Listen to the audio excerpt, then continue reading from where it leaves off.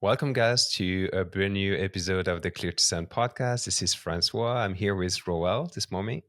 Hey, Roel, how are you? Hey, good morning. Thanks for being here with me and waiting a little bit. I was a little late. It's okay. It sounds like I'm not fully awake too, but it's okay. And today, so the topic of the episode today is to talk about controllers. And we wanted to think a little bit about the future of wireless LAN controllers. We've seen them used less and less over the years, and then now we have the cloud coming in. So we wanted to kind of talk about it, talk about our experience, try to answer some questions like when do you want to use them, when would you want to not use them, and share a couple of our thoughts on the topic. Yeah, and I think it's a good topic as we have a lot of cloud networking infrastructure, a lot of controllerless models out there, especially with the same vendors that have controllers. But before we get to controllers, I did want to thank our sponsor, Meter, for supporting the show. And Meter, they actually have a controllerless infrastructure. So Meter delivers a complete network stack, wired, wireless, and cellular into their integrated cloud solution. So you don't have to deal with an on-prem controller. So their solution is scalable with the cloud. If you head over to meter.com/clear to send, you can go and book a demo and check it out yourself. So thank you to Meter for supporting the show. All right. So controllers. When was the last time you touched a controller, Francois? Actually, yesterday, we- I was working on a project for a university. We were actually in class, attending a class to kind of assess the Wi-Fi network in the lecture hall. It was a really good experience. It was like first year chemistry. I was like, I'm happy I don't do chemistry anymore because I didn't understand anything they were talking about. Uh, but the university that we worked with, they had a controller. So we were looking at some of the stats on the controller. So actually, yesterday was the last time that I worked on the controller. What about you? Probably a few weeks ago, actually just logging in and checking it out. But I do need to log into one this week to find some information that some metrics that I am trying to look for, and actually not so much a controller, but maybe a Cisco Prime. So another piece of infrastructure that is on the wayside. But Hmm. for controllers, I think there's still a need for controllers in certain environments. I actually have a project where I'm going to be upgrading a controller to another wireless controller, and I think Hmm. even then I asked them like, "Are you sure you want an on-prem controller and tunnel everything back to this controller?"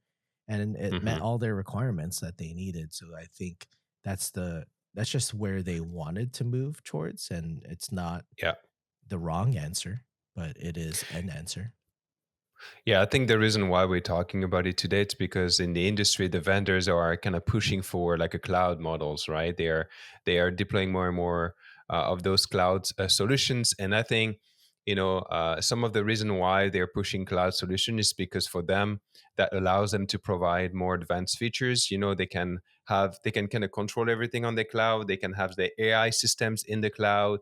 They can have API, a system in the cloud, so it kind of help them to evolve with the trend, I guess, and with the market, and propose those new solutions.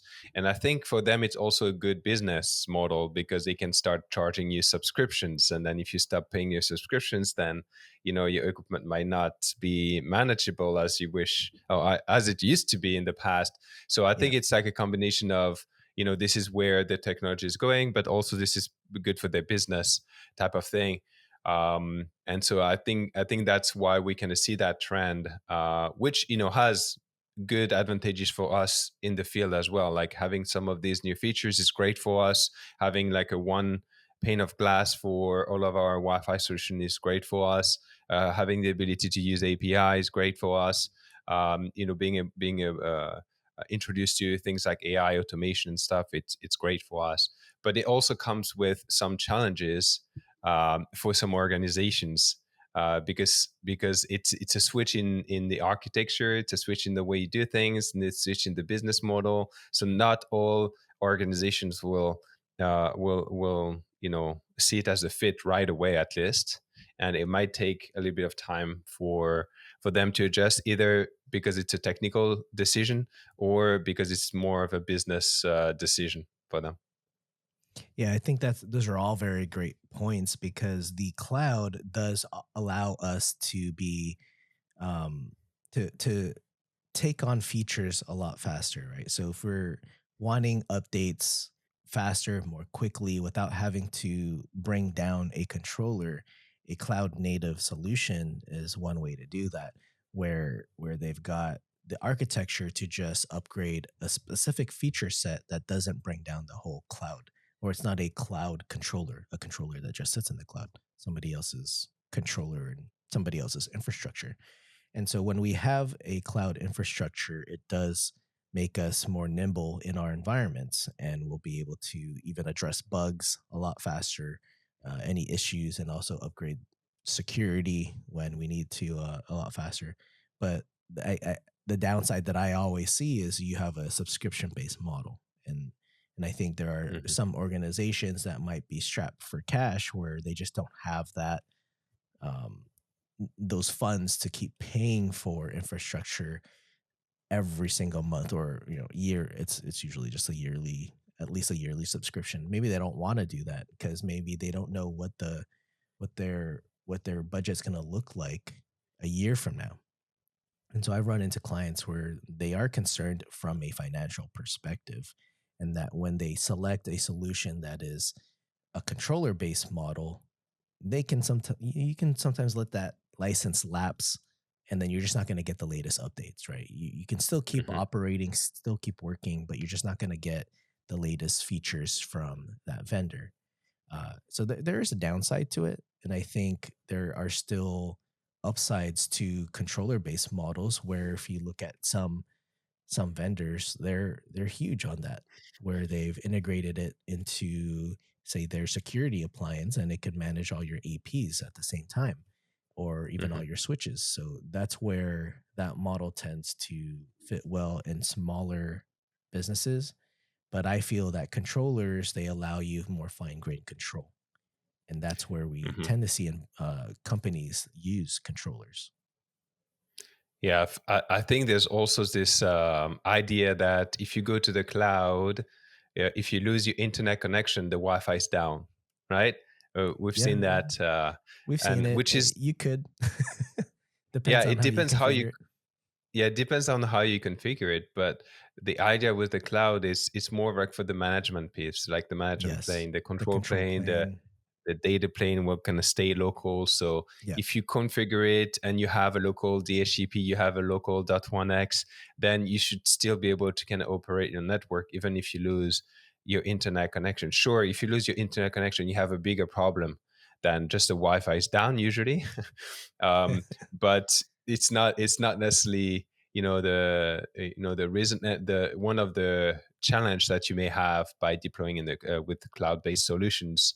And also vendors have came up with gateway solutions where you can install some sort of gateway inside your network if you need to tunnel some traffic from the APs and manage them in a centralized fashion. And usually that's a good solution if you have like a legacy architecture where all of the traffic is tunneled back to a controller instead of reconfiguring all of your switch port access policies. You can just replace the controller by one of the gateways and still have like a cloud managed solution.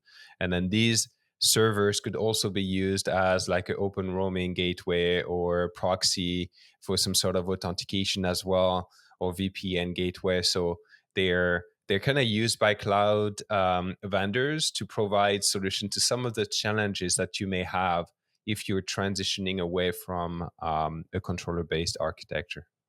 Yeah. And it doesn't provide you with a financial advantage to doing this. I think it's just another piece of hardware that you have to maintain, which is similar to maintaining a controller. It's something where all the traffic tunnels to. It is more of a tunnel terminator than than a controller based model, but the architecture, your architecture remains the same. And I feel it was a way to transition to sell cloud based much faster to organizations with large networks that are controller based, where they don't have every VLAN pushed down to every single switch because you were tunneling the traffic. And so these tunnel terminators were just, to me, like a stopgap, or I guess from a sales perspective, just an easier way to sell the product because you just add your VLAN to this tunnel terminator, the APs tunnel the traffic to the tunnel, to the gateway, and you're ready to go. And you don't have to then um, you don't have to re-architect your whole network. You don't have to touch every single switch because you may have just been transitioning Wi-Fi only, but you weren't transitioning your switches to cloud managed. So you may have to log into hundreds of switches and push that VLAN config. Although I mean you could argue you could automate that and still be able to reconfigure your switch ports and drop the traffic locally. But then again, it still just depends on your architecture. Maybe you have, uh, you know, links that you need to upgrade from 1 gig to 10 gig, or maybe your switches aren't they aren't fully capable today with throughput and bandwidth, so you need to upgrade those as well. So it just depends on where you're going and what your architecture looks like. Oh, for some reason I lost my audio, friend, so I can't hear you. Oh, I muted It's myself. because That's why. no, it's because I was on mute for some reason. I don't know. Can you hear me? Yeah. So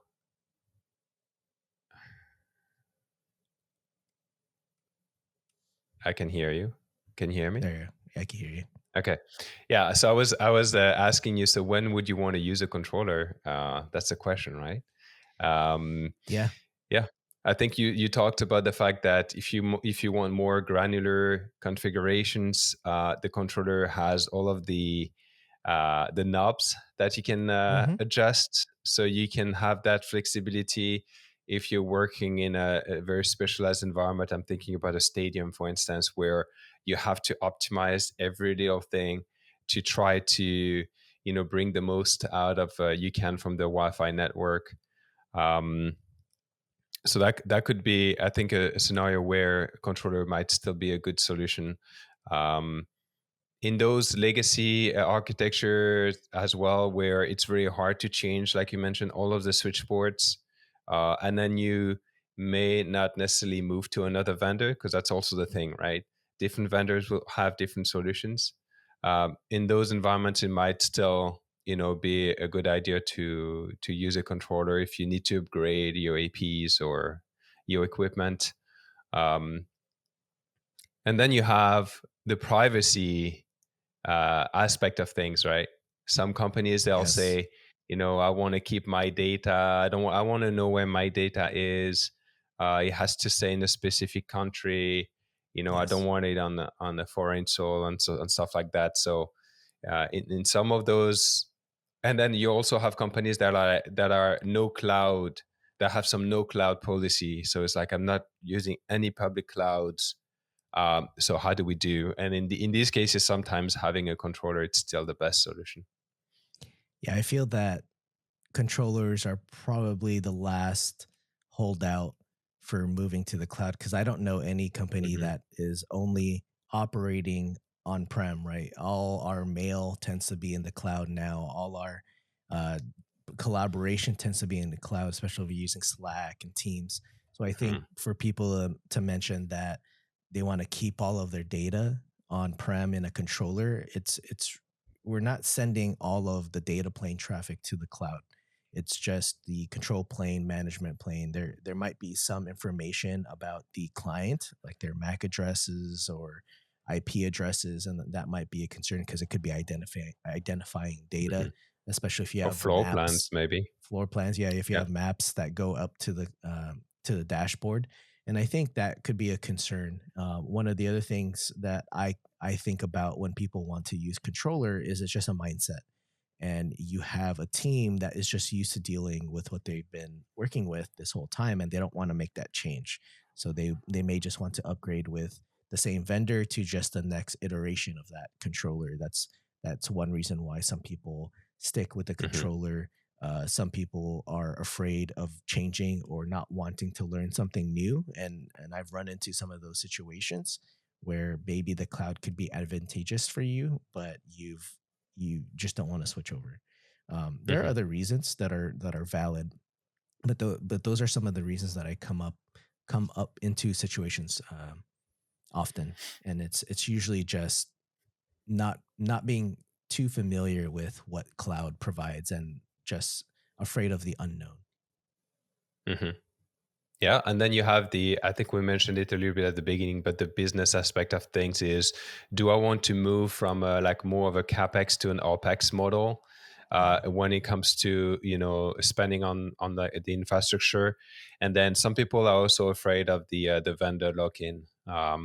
So it's like, they used to be able to buy something, use it as they wished. But now, if you move to the cloud, you have this aspect of, if I stop paying for my subs, I might not be able to Yeah, manage they don't them want to. or Yeah, go they see don't want my to lose logs. control. They don't want to lose control, so you also have that aspect of things. But like you said, if you think of any other piece of the information system that we have in our companies, it's the same thing with emails, right? It used to be something for Yeah, emails. Now it's everything is in the cloud. It used to be the same for CRM systems. So like you say, it's more like I think a culture change and something for the engineers, right? We As we get younger and younger engineers, maybe we'll have more people that are shift more over to the cloud. enticed, yeah, shift to do more like API and automation stuff rather than doing CLI stuff. So it's also part of the equation here when we're talking about this. It's not I guess what I'm trying to say is it's a little bit more complex than just like a technical reason of why Yeah, controllers are still around. I think it's just a combination of all of these different topics. yeah, I agree. And speaking of API and access to newer technologies, I did want to give a shout out to Meter for sponsoring us on this episode. They're actually building a more modern solution for you. So if you want to move away from on-prem management to more of a cloud-based management, then Meter's that company that does that. They build better full stack networks, but they still give you the full control and also give you increased visibility. You could also leverage something like Meter Command to help build those networks for you. So you could do a lot more than what you could do with an on-prem controller, and you can even get your ISP through Meter within their dashboard. So with everything there, you can book a demo if you go to meter.com/clear to send. That's meter.com/clear to send to book a demo and check it out yourself. But I think those are all really good points because of how we see a shift and a cultural shift, especially amongst ages of engineers. And I think as we have newer engineers come into our organizations, the colleges now they are teaching them a lot of API heavy base Mhm.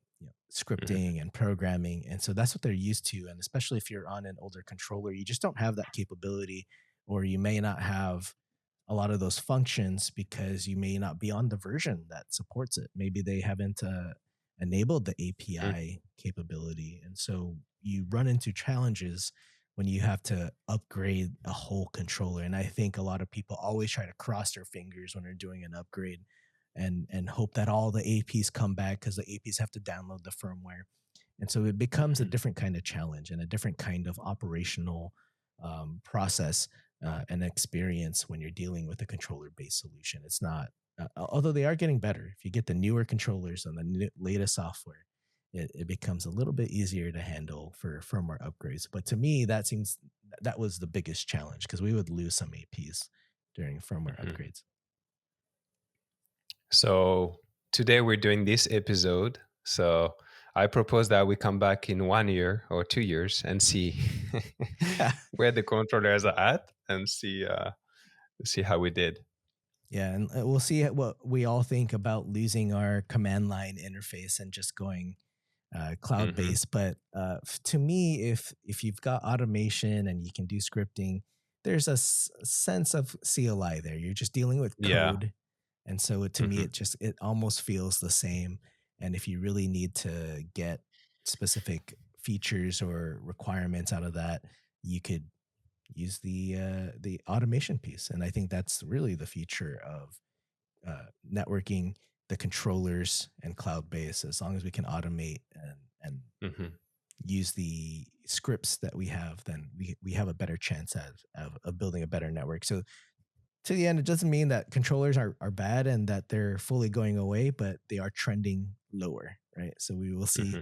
a push towards cloud based. Who knows when these vendors just say, we're not doing controller anymore. Maybe the controller is going to go end of Yeah. life. The hardware controller, at some point it will, when they have so few customers buying a controller, they might just shift us all to the cloud. But I Well, don't know. That's I that's don't my hot know. take. Yeah, I was gonna say, I think 8, 10 years ago we said 2.4 is dead, and it's still here. So we might we might still have sun in 10 years. Yeah. Well, I don't want to give Anyway. vendors ideas because you were talking about what was it? You were referring to, oh, like AI, right? AI is in the Hmm. cloud right now. What stops them from putting it on the controller?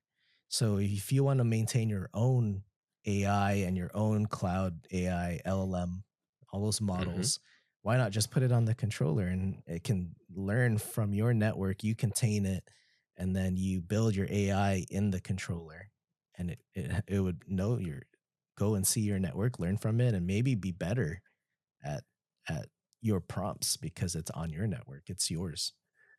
So in that case, why don't you just put the AI on the AP?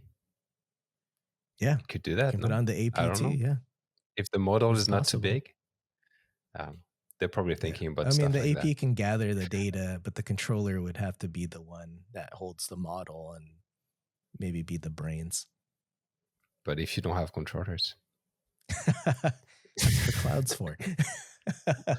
That's just what I was thinking for I was trying to help out the folks who are like, I don't want my data in the cloud because the AI portion yeah, learns about your network and it's in the cloud now. So yeah, as yeah. much as you want to say don't share my data with anybody other than myself, I still have concerns over that because of security and the changes that happen to all that Hmm. and containing it. What if it just leaks out?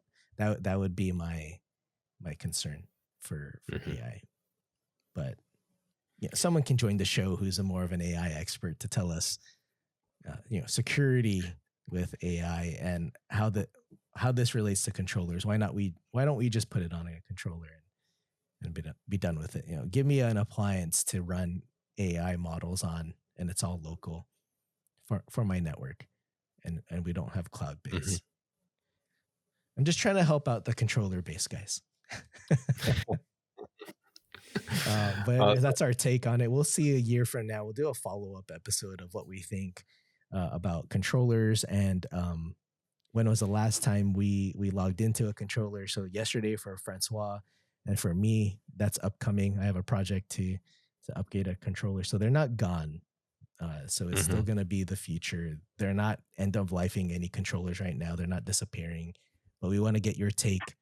Do you still prefer to keep an on-prem controller? And if you do, why? And we'd Mhm. like to hear your comments. So we want to thank you Thank you, guys guys. for joining us on this episode and look forward to hearing what you guys have to say about controllers versus cloud. See you guys. See ya.